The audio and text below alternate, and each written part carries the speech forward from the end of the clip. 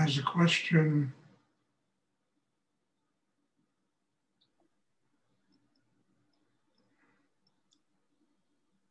Please try and sit still, everyone. If anyone has a question, I'll be happy to try and answer. Hi, Stuart. Can you speak more about how we learn to see our resistance in a positive light and an invitation for growth? Yeah, I speak about this all the time, Larry, but okay, we'll go through it again. And resistance is always comes at a point where you're ready to make a major change in your life. And it's a reminder, that there's something inside us that really doesn't want to let go of how we're living, with the pain, the difficulty, the economic problems, the family problem, with everything. And when we have to make change, there's always resistance because we're familiar with the way we live. And as much as sometimes we don't like the way we live, it's very familiar to us. It's like it's like a wino with wine, I mean, the resistance to getting off of alcohol, drugs, things is enormous because people are familiar with whatever hell they're living in. To make the change requires transforming that resistance into, chi, into energy, into harmony, into balance. And that's what the meditation practice does. It will transform your resistance. It'll transform everything inside you that doesn't want to let go into energy that is in the chakra below the navel where there's harmony and balance and the real power inside a human being. So resistance isn't necessarily a negative thing. It's just a reminder that we have to make, at that point in time and space, more of an effort to change and grow. Because on the other side of that resistance is always an amazing opening and change that takes place in life. It's like I always talk, it's like the old fairy tale, of the knight having to slay the dragon in order to get to the pot of gold, or the damsel in distress. Or our damsel in distress is the Shakti, the energy, the female energy in us that is dying to come into harmony with everything else so that there can be rebirth inside us. So it's really essential to understand that resistance is not negative.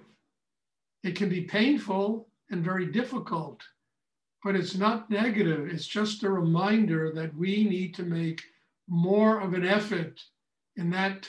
And more of an effort doesn't mean we push and shove and, we don't, force ourselves. You can't force yourself through this. You have to just really relax so deeply inside that allows that energy to come, inside you and transform the resistance into chi, into that power of harmony and balance that is so profoundly necessary in a human being if they're going to get through anything that's difficult in life. To me, there's no positive and negative in life. There's just opportunities to learn and grow and change. The problem is that people don't listen to life. They don't learn. They don't grow. They get stuck in patterns of behavior. And because of that, there's so much craziness that goes on in the world. And people don't have the capacity to listen to each other, to learn from each other, to grow, because we're up against something that's a little bit different, that requires a little change inside ourselves. I don't think there's any positive or negative in life. There's just energy. Please, David, you have to, please just sit still, please, really important. There's just energy. And we see things as positive and negative according to the way we see things in our mind. Things are positive or negative. You know, and look, what's positive to one person could be negative to another, you know? And, you know, in the United States, you look out at all these right-wing people that are doing all this insanity. In their minds, this is a completely positive thing they're doing. And yet it has a very negative effect as other people look on to what these people do. So there's no positive or negative, there's just energy. It becomes positive and negative when the mind gets involved, because the human mind sees things as positive or negative. But if we just open inside and learn how to transform that energy, it's, you know, it's just energy of change. It's energy that we have to listen to and learn from and grow because of it, instead of getting into revenge and anger and the lack of justice in the world. I mean, you know, you can find that. I mean, I remember Rudy talking about how boring it would be to spend eternity in heaven, just looking at, you know, pastels all the time, you know? I mean, you know, and it's true, we can turn anything. Heaven can be turned into hell, depending upon how we see the world and how our minds work. I mean, people can make billions of dollars and it becomes living hell for them. It taps into greed and how important they are, and the ego and the power of the ego and who they are and what. And it becomes a negative force that does damage in the world. And yet making a lot of money can be a very positive thing. So what I'm saying is it depends upon how we use it, how we deal with it as human beings. And the greatest way to deal with it is to just listen to life. Let life be the teacher. And when things get a little difficult inside, and I promise you, everyone who's here, things are going to get difficult inside. They get difficult for me inside. You know, but I've learned how not to get swept away in it. I learned how to listen. What do I have to learn here to grow and take the next step in my life? If things don't get difficult for you, you're in a lot of trouble. It means you're living in some kind of crystallized bubble, you know, where everything, you know, and you know, the only thing that grows is a person's ass. Nothing else.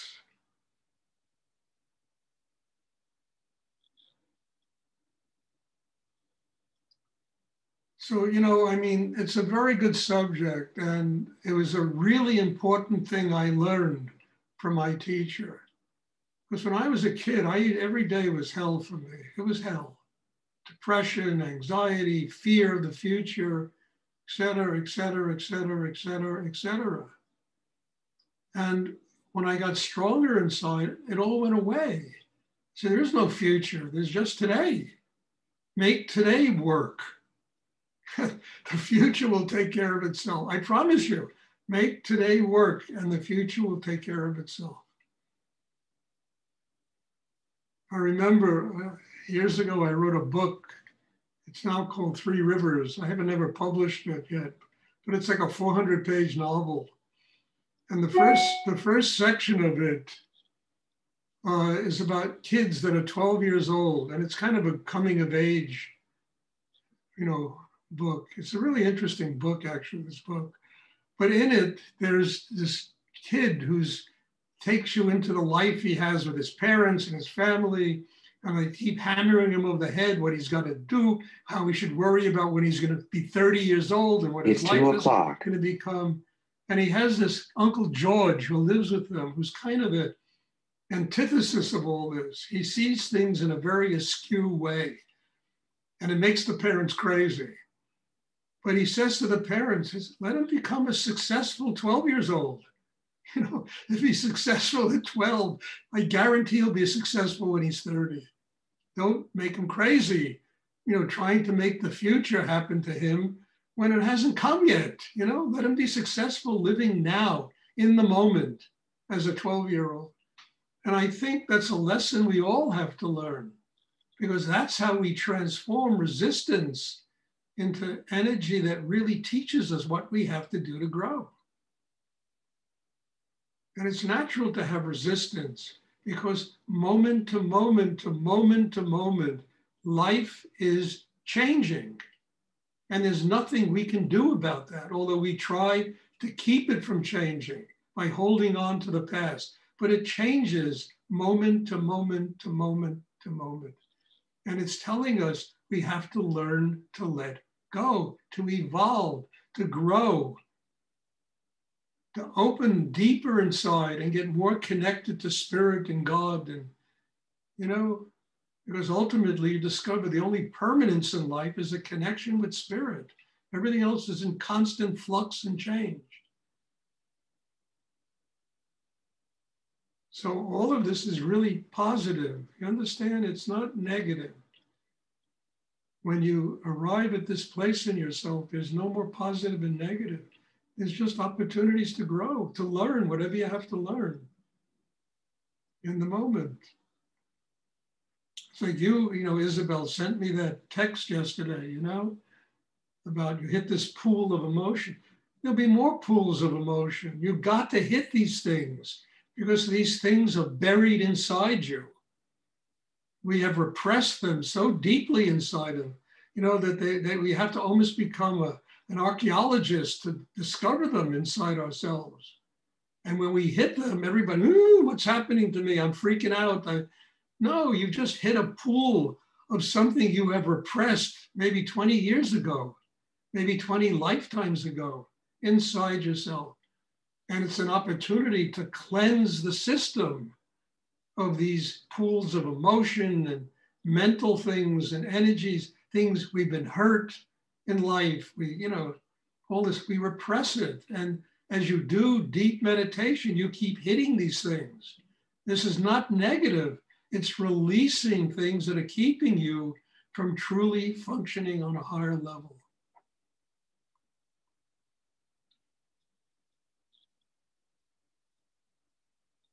I mean, this is really important stuff to learn because this is how you learn how to deal with yourself every day. Because there's no 2 days where we are the same person.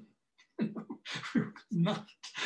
We all get older, Gradually, we get older. And, you look at pictures of yourself when you were, 10 years old. It's a different person you're living with today. So we have to accept the fact that life is in constant flux and change. And the only stability really is a connection with spirit. And that allows us to build harmony and balance in ourselves, to keep our hearts open, to really understand what it is to love unconditionally, and to more than anything else, just to learn how to love ourselves unconditionally. Because we are in constant flux and change as human beings.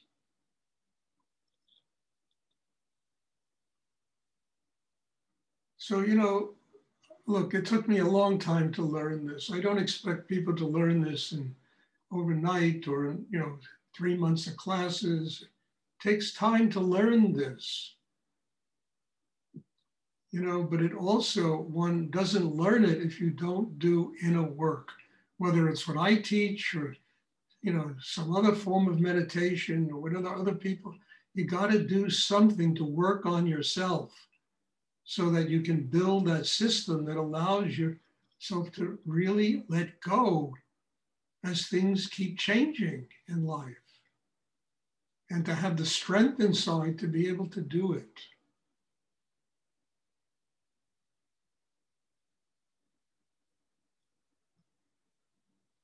So just, they're all like, I remember I used to walk up a mountain. There was a trail, little blue markers, taking you up to the top of the mountain on the path. And that's all these things are, these resistances are. They're just little blue markers that are taking you on a path to God.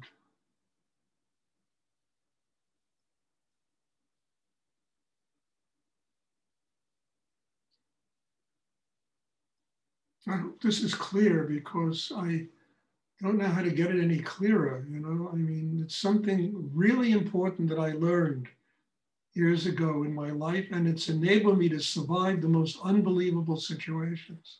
And I mean this. Just learning how to use everything as my teacher instead of it being my enemy. I mean, people should learn this in politics, you know, there'd be a little bit more harmony in the world. You just, for 5 minutes, just listen to each other, learn something from each other. You know? There'd be more harmony in life. There'd be more, well, okay, you know, you have a different view. What can I learn from your view? What can I learn from the way you see the world?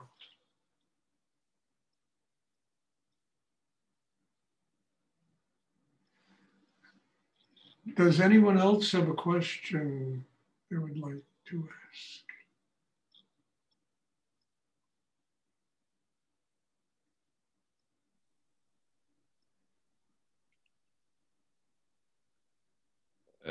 Stuart, is there any similarities to the experience you get from this meditation to the experiences you get from acid or LSD? Look, when I was 20 years old, I used to do LSD. I can tell you, you know, one of them kills you and this will give you life. Very different. Very different. I mean, you know, in what we do, you don't need to take some drug that's going to drain your whole life out of you, and even activates Kundalini LSD.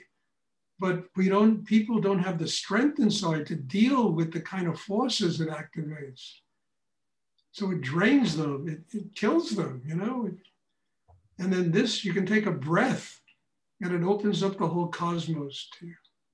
And the whole purpose of it is to use the meditation to get stronger, more harmony, more balance, developing chi, developing consciousness inside, not just an experience where you drop a pill and suddenly you're flying in the cosmos, you know? It's very dangerous. It's really very dangerous. That's why I have one rule, two, I'm sorry, one rule, two rules. One of them is no drugs. And that's really true. If I find out anybody that takes drugs, I won't let them in my class because I can't teach them. I can't work with that. The second one is, you know, try to sit still.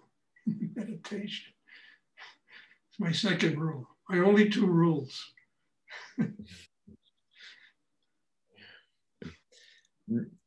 I'm noticing. Yeah, I don't do LSD, by the way. Just say that. I'm noticing guilt. You're getting to be a good student, Skanda, and I'm glad you don't do LSD. Yeah, I actually quit nicotine a month ago because of the practice. So it's been, yeah. I did too when I was younger. I started doing this, and one day I looked at a cigarette and I said, never touched it again, never went near it again. Alcohol was the same thing. I just one day walked away from it. I haven't had a drink, and I'm not a teetotaler, but I haven't had a drink. It must be 30 years now since I've had a drink of alcohol. I just walked away. What do I need this for? Stuff is just killing me, you know? But you begin to respect your body. You want to be healthy. You want to live healthy.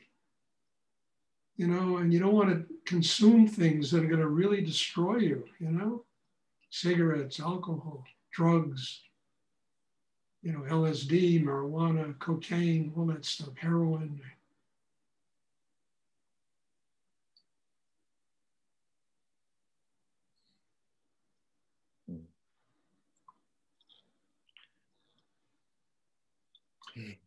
Yeah. I'm noticing guilt when I'm focused on my horror. Guilt, not deserving energy, and guilt put me off my center.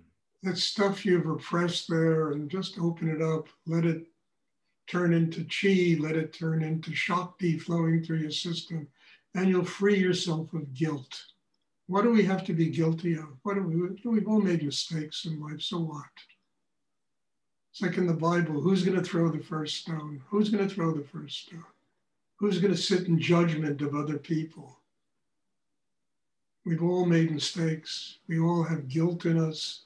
And the whole purpose of developing that chakra system is to free yourself of all that guilt. Why do we have to be guilty all the time? You know what? For being born? For living? For making mistakes? It's all ridiculous, you know? But yet we live with it. It's almost drilled into us when we're younger, you know? And we have to live with it until we finally learn how to get open and draw all of that guilt and anxiety into the chakra system and transform it. Turn it into harmony and balance. But don't be surprised if you find all these things inside you. They're there. And then the work is to get free of these things by opening them. It's like dredging a river. You know, you got all the garbage comes to the surface, and then you can clean the river. So all our garbage comes to the surface, you know, and then we can turn it into energy that becomes chi, that becomes an open heart, that, you know, a whole different level of energy we can live with. That enables us to get up in the morning and say, wow, I was born here to have an incredible life. Not to get up in the morning feeling you're racked with guilt, anxiety. And all that guilt, it's all through a glass darkly anyway. We have no idea exactly what we did. We just have this sensation of guilt, you know?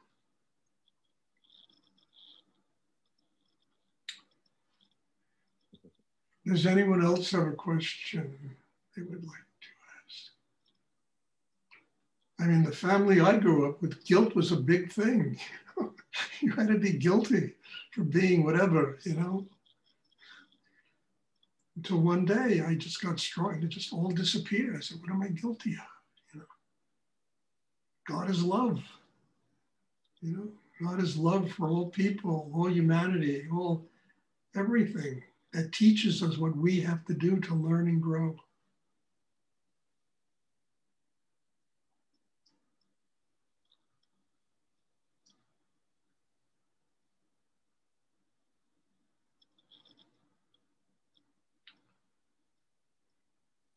Does anyone else have a question you would like to ask?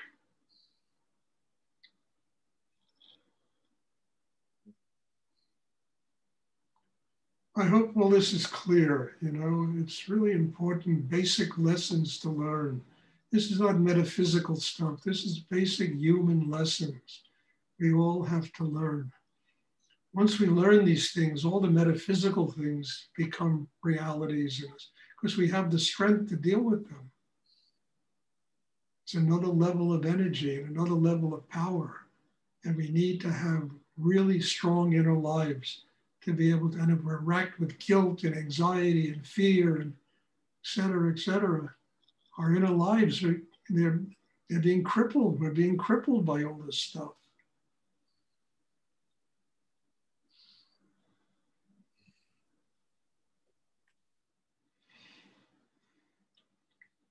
Does anyone else have a question you would like to ask?